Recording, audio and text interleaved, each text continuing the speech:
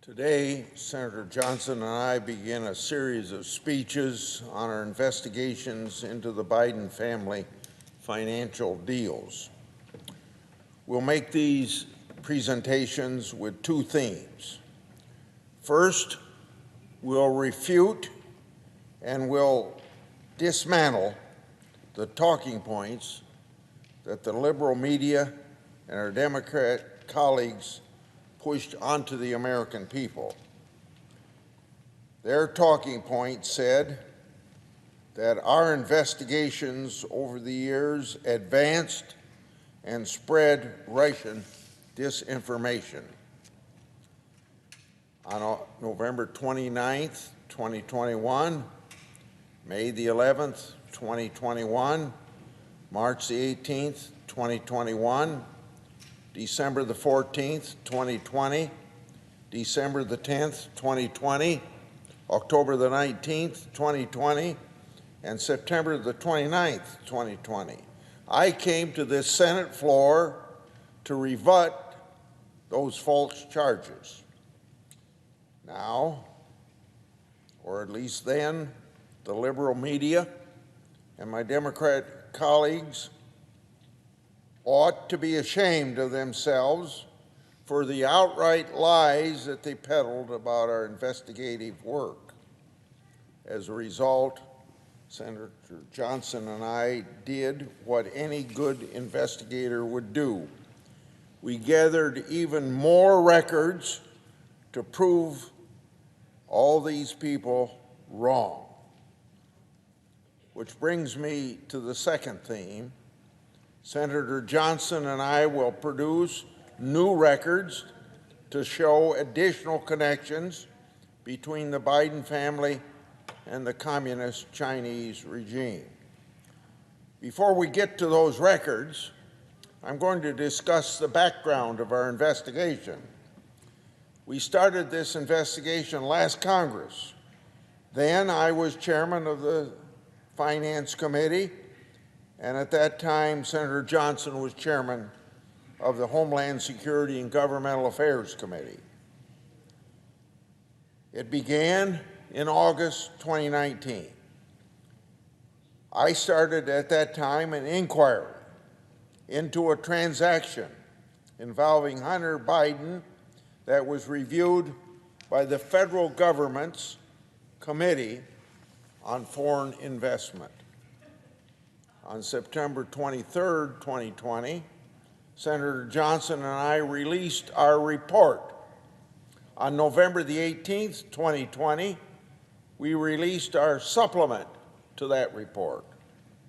Those reports were based in a large part on Obama administration government records and also almost a dozen transcribed interviews of government officials. In both reports, Senator Johnson and I made financial information public that hadn't ever been known before. Our report exposed extensive financial relationships between Hunter and James Biden and Chinese nationals connected to the communist regime. More precisely, these were Chinese nationals connected to the Chinese government's military and intelligence service.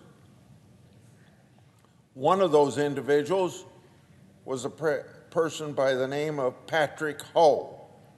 According to reports, Hunter Biden said of Patrick Ho, quote, "I have another New York Times reporter calling about my representation of Patrick Ho." Then Hunter Biden says the F word, denoting a spy chief of China who started a company that my partner, who is worth $323 billion, founded and is now missing. End of that quote. We'll get into more detail with respect to Patrick Ho in future speeches. will do the same with Gong Wen Dong, another close associate of Hunter Biden's, who was connected to the communist regime. Now, Hunter Biden's reference to, quote, my partner, end quote, is an apparent reference to Yi Jinping. Yi had connections to the People's Liberation Army. Yi had a company called CEFC, which had multiple variations. Today and in future speeches, Senator Johnson and I will simply refer to that company as CEFC.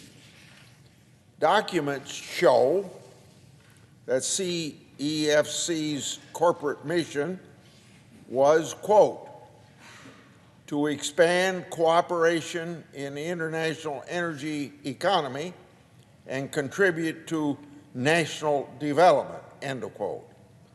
Now let me emphasize that word national in that quote, national development. CEFC existed for the communist state. Indeed, records show that CEFC is dedicated itself to serve China's national energy strategy, developing national strategic reserves for oil, and now I quote, partnering with centrally administered and state-owned enterprises, end of quote. Records prepared by one of Hunter and James Biden's business associates, a James Gilliar, say the following about this company, CEFC. Quote, at the time, China was hungry for crude, but its state-backed companies were having difficulty closing some deals abroad. The optics of China's state-backed giants marching into a country to buy and extract oil weren't great for Central Asian politicians. This paved the way for private firms like CEFC, which can strike oil deals in Europe and the Middle East, where Chinese state-owned enterprises could bring political liabilities, end of quote. Documents also show that CEFC, quote, is building an energy storage and logistics system in Europe, end of quote, to connect China, Europe, and the Middle East. Now, you may ask why? Plainly, to serve, quote, China's ambitions to have overseas storage locations connected with world markets, end of quote. The document further states that CEFC's investments and their bank division has investments in the energy sector, quote, which are in tandem with the government's $4 trillion One Belt, One Road foreign investment program, end of quote. So then, CEFC operated under the guise of a private company, but for all intents and purposes, as an arm of the Chinese government.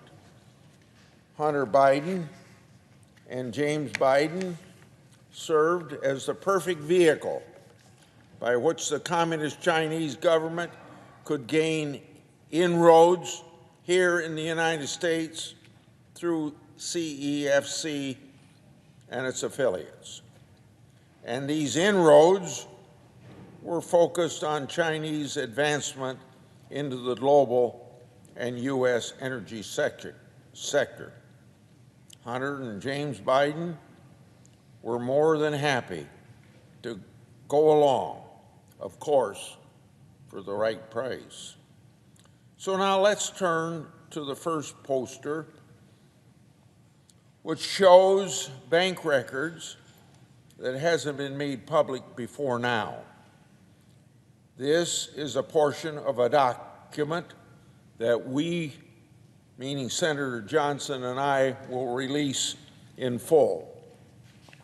The topic of this poster shows a wire transaction, August 4th, 2017, from CEFC to Wells Fargo Clearing Services for $100,000. Now look at the bottom of the poster. This is the underlying data of this transaction. It states, quote, further credit to Owasco, end of quote. Owasco is Hunter Biden's firm. Now, there is no middleman in this transaction. This is $100,000 from what is effectively an arm of the Communist Chinese government direct to Hunter Biden. So a second question to the liberal media and my Democrat colleagues who accused us over the last 2 years of distributing Russian disinformation. Is this official bank document Russian disinformation? Now, beyond this document, in future speeches, Senator Johnson and I will show you more transfers between and among such companies as CEFC, Northern International Capital, Hudson West 3, Hunter Biden's Owasco, and James Biden's Lion Hall Group. In doing so, please keep in mind the players in this game: Hunter Biden, James Biden, Yi Jinping, Gang Wen-dong, Murin Yang, and Patrick Yo, to name a few. All of these individuals mixed and mingled with related corporate entities over a period of years and with respect to millions of dollars. Now, the next poster. Those connections are illustrated by this second poster, which I made public last November. It's an original bank record with one typographical error and all.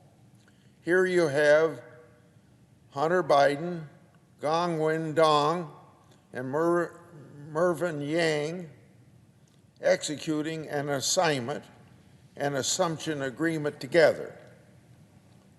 Now, a third question to those who accuse us of disseminating Russian disinformation, so especially to the liberal media, who are the ones who ought to be policing our government system to make sure that everything's done honest.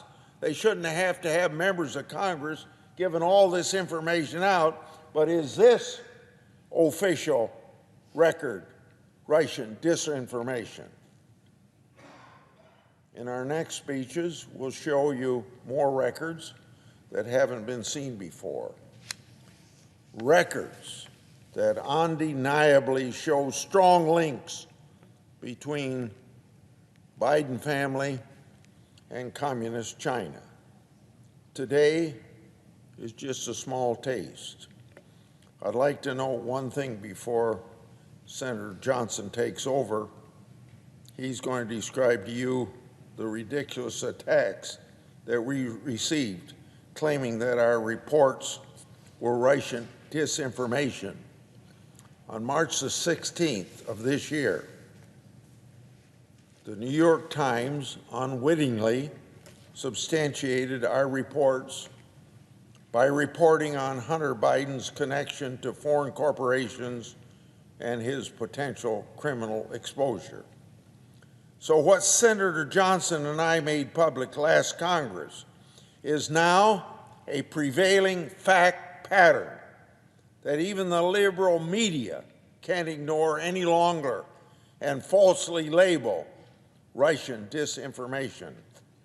I'll turn it over to Senator Johnson to provide additional examples of the media's attack last Congress. I yield the floor.